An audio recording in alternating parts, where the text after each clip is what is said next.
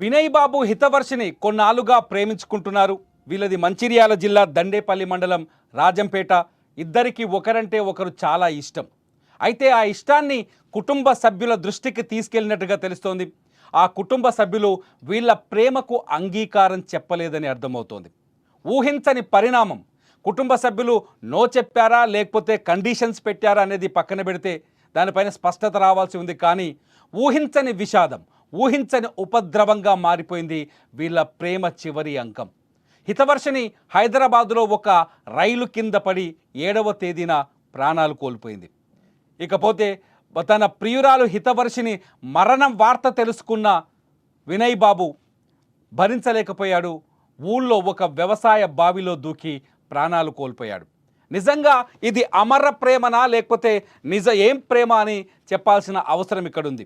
నిజానికి నిజమైన ప్రేమ ఓటమిని ఊహించదు. నిజమైన ప్రేమ గెలుపు కోసం పోరాటం చేస్తుంది. కానీ ఆ ప్రేమలో ఏమాత్రం భయమున్నా ఒకరి కోసం ఒకరు ప్రాణత్యాగం చేసుకుంటారు. నిజానికి ప్రేమ ఇక్కడ వీళ్ళ ప్రేమలో ఎమోషన్ ఎక్కువగా కనిపిస్తుంది. వీళ్ళ ప్రేమలో కుటుంబ సభ్యుల్ని ఒప్పించలేని ధైర్యం లేకే ఇద్దరు ప్రాణాలు తీసుకున్నారని అర్థమవుతుంది. నిజానికి వీళ్ళ మధ్య ఉన్న ప్రేమ, ఎందుకంటే ఒకరి కోసం ఒకరు ప్రాణాలు కోల్పోవడం.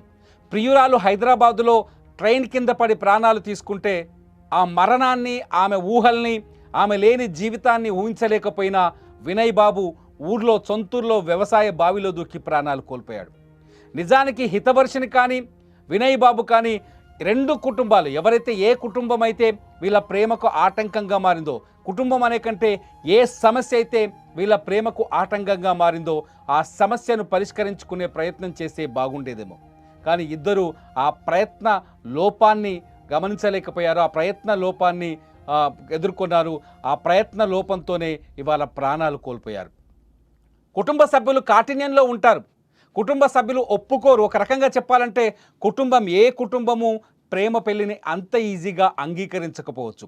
కుటుంబ సభ్యులు ఎవ్వరూ ప్రేమ పెళ్లిని సమర్థించకపోవచ్చు. ఎందుకంటే తమ కూతురు తాము చూపించిన వాడినే, యోగ్యుడైన వాడినే పెళ్లి చేసుకోవాలని అమ్మాయి తల్లిదండ్రులు ఆలోచిస్తారు. మంచి కుటుంబం నుంచి అమ్మాయి కావాలి, మాకు తెలిసిన అమ్మాయే మా ఇంటికి కోడలు కావాలని చెప్పేసి అబ్బాయి తల్లిదండ్రులు ఆలోచిస్తారు.